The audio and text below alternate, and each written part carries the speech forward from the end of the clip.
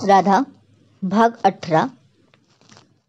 अरे ते सर्व खरं, पण मला वाटते अजूनही की आपण आपल्या प्लॅनमध्ये प्रेमलाही सामील करून घ्यावं.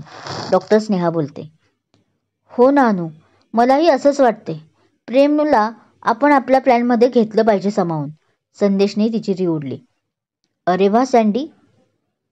कधी कधी अनुराग त्याला प्रेमाने सँडी म्हणायचा, तर संदेश त्याला अनु. तू चक्क आज डॉक्टर स्नेहाच्या बोलण्याला होकार दिलास. क्या बात है, हवा बदल रही है. अनुराग म्हणत त्याची खोस खेचतो. शट अनु. अनुराग. दोघे डॉक्टर स्नेहा आणि डॉक्टर संदेश एकसाथ त्याला बोलतात. बरं, तुमच्या तिघांचं झालं असेल तर आपल्या प्लॅनबद्दल विचार करायचा का? आता डॉक्टर म्हणवा आपल्या ॲटिट्यूडमध्ये बोलते. हे बघा स्नेहा आणि संकेत, तुम्ही जे मला म्हणत आहेत ते पटत आहे, पण त्याला सांभाळायची माझी जबाबदारी. आणि डोंट वरी म्हणवा, आमच्यातलं कायम 1 किंवा 2 तुमच्या सोबत असेल. सोबत जरी जमलं नाही तरी हा मागून नक्कीच असेल. सो तो तुम्हाला ओरडणार नाही आणि ते नॅचरलही होईल, ज्यामुळे आपल्यासाठी लवकरात लवकर ते एकत्र येतील. कमीत कमी दोस्ती तरी नक्कीच होईल. अनुराग शांतपणे विचार करत बोलतो. पण गाईज, एक प्रॉब्लेम आहे. त्याचं ऐकून डॉक्टर स्नेहाला काहीतरी आठवतं आणि ती एकदम ओरडते. तसे तिघे आता काय नवीन म्हणून तिला पाहायला लागतात. अरे गाईज, असं माझ्याकडे का नका पाहू, ही सुद्धा तिचीच अट होती. अरे गाईज, असं माझ्याकडे नका पाहू, ही सुद्धा तिचीच अट होती की पहिली सुरुवात प्रेमने करावी. आपल्या कमीत कमी त्याने स्वतःहून तिला ओळखावं. स्नेहा क्लिअर करते.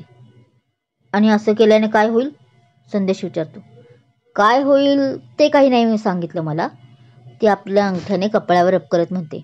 पण बस तिची इच्छा आहे की या नात्याची सुरुवात प्रेमनं करावी. मग नातं फ्रेंडशिपचं असो अथवा कलिग म्हणून. सुरुवात प्रेमने करावी, तेही तिला ओळखून. ती तिची ओळख स्वतःहून नाही सांगणार ना, मला सांगू दिली तिने. स्नेहा बोलते. ये बात है. डॉक्टर राधा, तुम्ही माझ्याच राधा आहात हे मी कालच ओळखलं होतं, जेव्हा पहिल्यांदा मी तुम्हाला पाहिलं होतं.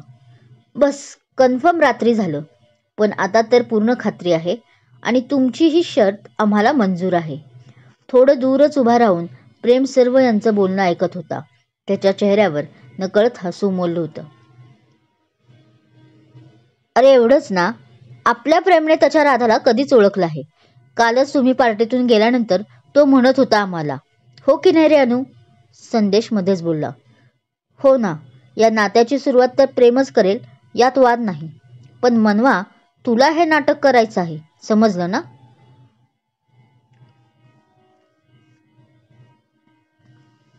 हो ना, या नात्याची सुरुवात तर प्रेमच करेल, यात वाद नाही. पण मनवा, तुला हे नाटक करायचं आहे, समजलं ना? शेवटचं वाक्य अनुराग नजर रोखून बोलला, कारण त्यालाही चांगलंच माहीत होतं की तीही प्रेमच्या प्रेमात अखंड बुडाली आहे ते. हो, डोंट वरी.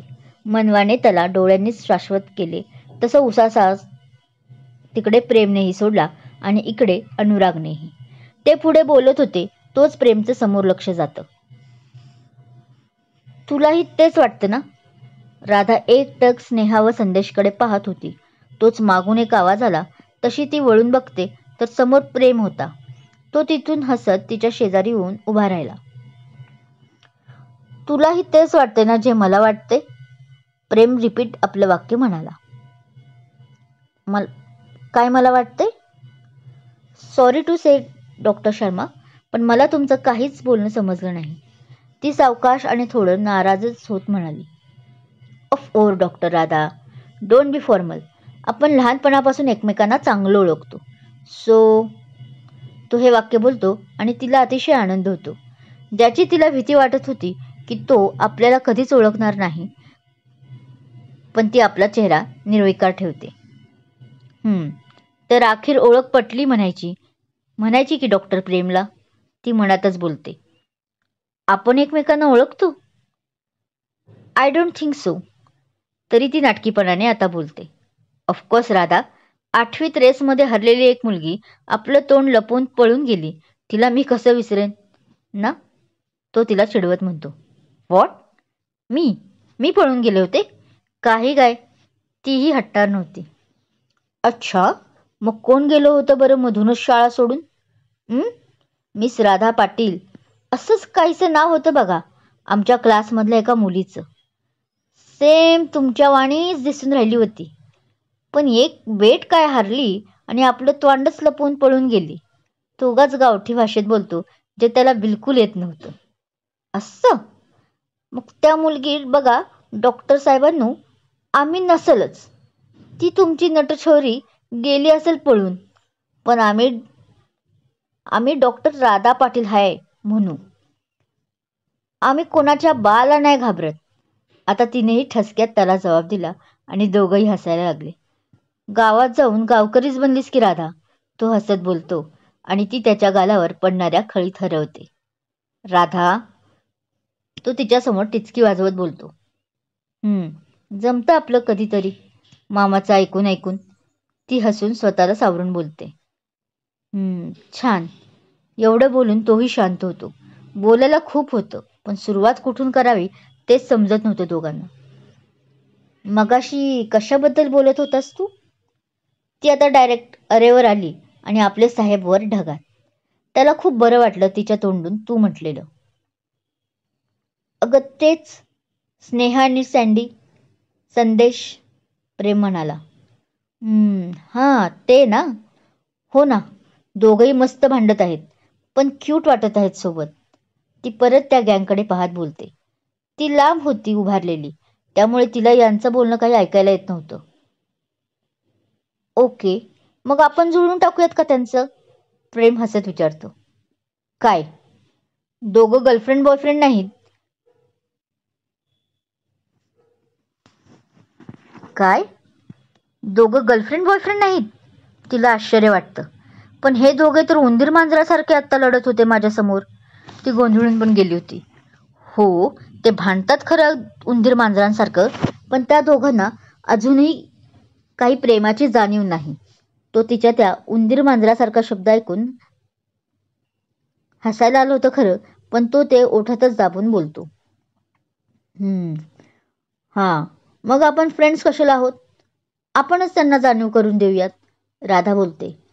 राधा एकदमच वेगळी वागत होती तिच्या चौकटीवर बाहेर जाऊन. बघा, इथे तो पूर्ण ग्रुप या दोघांना मिळवायच्या गोष्टी करत आहेत, तर इथे तर मस्त मैत्रीही झाली, कसलीही मनात आड न काठी ठेवता. हो, पण आपण कुठे फ्रेंड्स आहोत? तो तिला भुवया उंचावत विचारतो. त्यात काय एवढं? आपण आत्ता होऊ शकतो. तसंही आपण लहानपणापासून एकमेकांना ओळखतो. आपल्या घरचेही आपल्याला ओळखतात. आय नो, तेव्हा आपण एकमेकांचे दुश्मन असल्यासारखे वागत होतो, पण आता तेवढंच अज्ञान नक्कीच झालो आहोत. So friends? ती हसून हात पुढं करत विचारते. येस, आय लाईक इट, तो हसत बोलतो. बाकी तू आहे तशीच आहेस, एकदम बिनधास्त, एकदम खुलं आकाश, तो म्हणतो. का? असं का वाटलं तुला? ती आपली एकच भुवई उंचावत विचारते. ओ आय सी. नाही म्हणजे पहिला मैत्रीचा हात पुढे केला म्हणून मी बिनधास्त वगैरे का? ती पुढे तेच बोलते. नाही, असं काही नाही, तो तिच्या तोंडावर म्हणतो खरं, पण तू नक्की राधा कशी आहेस तेच कळेना. एकीकडे मैत्रिणीला सांगते की मी तुला पहिलं विचारावं, आणि आता ते मी करणार त्याआधीच तू मैत्रीचा हात पुढे केलासही. स्ट्रेंज, तो मनात बडबडत होता. काय झालंय राधा तुला? स्नेहाला तर मोठमोठ्या बाता मारत होतीस की त्यानेच तिला विचारावं, आणि आता डायरेक्ट पहिला मैत्रीचा हात तूच पुढे केला. त्याने तुला नुसती लहानपणीची राधा काय म्हटलं, तू तर ढगात डायरेक्ट पोचलीस की. तर इकडे राधा स्वतःला कोचत होती, कारण खरंच आज ती पूर्ण मनाविरुद्ध वागत होती. प्रेमला पाहून आपला क्रश समोरच उभा आहे आणि आपल्याला जे हवं आहे ते सर्व तो करतोय हे पाहून कसं बावचळल्यासारखं होतं, अगदी तसंच आता तिला होत होतं. ते स्वतःशीच बोलत होते तेव्हा अनाउन्समेंट झाली सगळ्यांना लॉबीमध्ये बोलवण्याची, आणि तसे ते दोघेही निघून गेले. त्यानंतर आज दिवसभर प्रेम आणि राधाचा डे बिझी होता, कारण दुपारहून डॉक्टर शुभांकर घरी गेले होते. त्यामुळे सर्व रिस्पॉन्सिबिलिटी या सर्व इंटर्न्सवरच पडली होती. नशीब डॉक्टर शुभांकर सरांनी मेन पेशंट बघितले होते, सिरियसवाले. सो त्यांना फक्त ॲडमिट असलेल्या आत्ताच्या चाइल्ड पेशंटना पाहायचं होतं. पण तरीही दिवसभर सर्व चांगलेच दमून रात्री घरी गेले होते. झालाय सर्व प्लॅन. राधा आणि प्रेम एकत्र येत आहेत म्हणे. हॉस्पिटलमधून रात्री घरी येताच अनुराग कुस्तीत हसत फोनवर कुणाशी तरी बोलत होता. तो मनवा आणि स्नेहाचा प्लॅन सर्व काही सांगत होता. काय सांगतोय अनु? तोच तिकडून अंजली ओरडते. शेवटी राधा माझी वहिनी होणार हे ऐकून इतकं भारी वाटतंय ना. मी पण आहे हा तुमच्या प्लॅनमध्ये इन, ती हट्ट करत म्हणते. हो, अंजली आणि अनुराग अजूनही एकत्र होते. बचपन का प्यार आता जवानीतही भरत होता. ही एक वेडी आणि तो तिचा एक अनुवेडा. दोघांना वाटते ह्यांच्या प्लॅनबद्दल मला काहीच माहीत नाही. तिच्या रूममध्ये आलेला, दारातच थांबून ऐकत असलेला प्रेम हसून म्हणतो, तुम्ही लाख प्रयत्न करा, पण पहिलं मी नाही तर राधा स्वतःच मला प्रपोज करणार बघा. तुमचाच प्लॅन, पण तो माझ्या अंगावर न येता मी सरळ तो राधावर टाकणार. प्रेम असं म्हणून गालातल्या गालात हसत आपल्या रूममध्ये निघून जातो. माऊ माऊ माऊ आली म्हणत परी घरभर नुसता गोंधळ घालत होती. कालपासून पोर वेडी झाली होती कधी माझी माऊ यायची म्हणून. कालपासून तिला तिची राधा माऊ काही भेटलीच नव्हती. त्यामुळे तिने आपल्या आईला आणि आई आजीला चांगलंच प्रश्न विचारून भंडावून सोडलं होतं. पण तोच समोर स्नेहाला पाहिलं आणि ती बोलायचीच थांबली.